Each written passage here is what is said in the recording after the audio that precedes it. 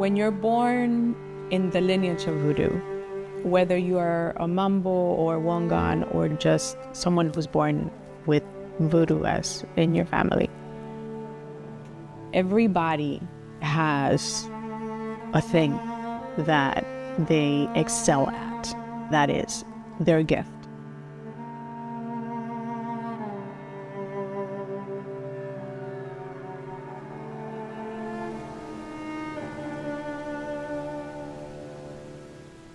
And so for me, my gift is natural medicine, which is having a connection with plants and having that plant tell me, it's like, okay, tell me what you're about, and then I'll tell you what I need from you.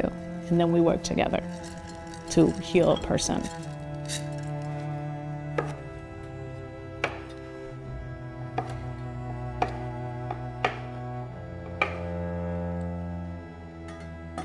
Because all plants have a spirit. They're living beings. They all have a spirit, meaning they all have a magic component to them. You can use them for ritual, you can use them for spiritual purposes, but not all plants have the same degree, the same level of medicine. And so this is how you separate them.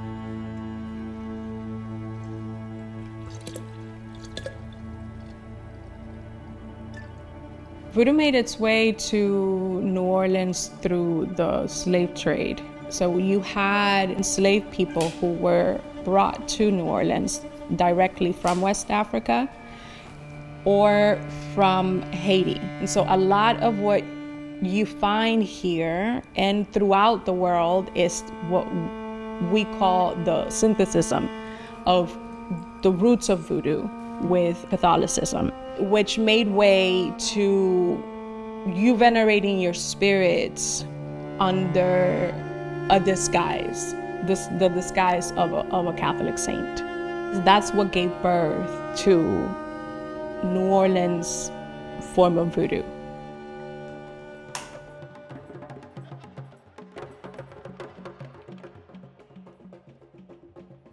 So the way that Voodoo got the reputation it has today, the biggest and most global reason is that the only documented successful slave revolt to occur on land in all of world history happened in Haiti.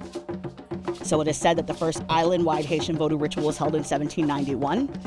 And then over the next 12 years, the Haitians proceeded to overthrow the French and then the Spanish. And that scared the mess out of the Europeans. That's when we found out Voodoo was evil and something to be avoided at all costs. It also gives you more of an idea why they would try to kill you if they found you practicing it. Because they're like, whatever it is they're doing, managed to overthrow us. You have as many different types of Louisiana plantation Voodoo as you do plantations. In any one African country, you've got upwards of 100 different languages, customs, etc. So when we were brought here, we don't know each other, but we realized that we're gonna have to make family with the people who we're here with. So over time, we of course start sharing our different legends, folklore. We start finding out we have some spirits in common, and we start to blend our ways of honoring those spirits, their names, their colors, etc.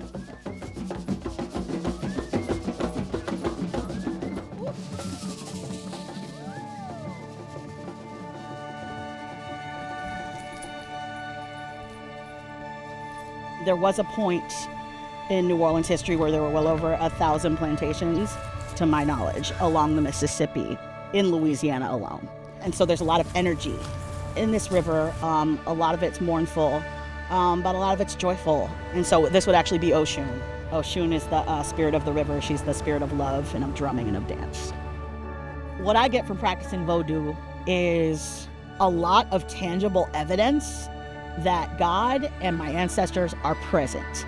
As an African American, it's essential that I'm connected to my ancestors, because when things get hard for me now, I know what my ancestors were able to live through. And what they've also helped me to understand is they didn't live through that for me to turn around and go through the same things that they did. So I always feel like I have this force field around me. That's what I get from Voodoo, is knowing that I'm cared for, I'm loved, and feeling tangibly the fact that I'm not alone. It's not just an idea anymore.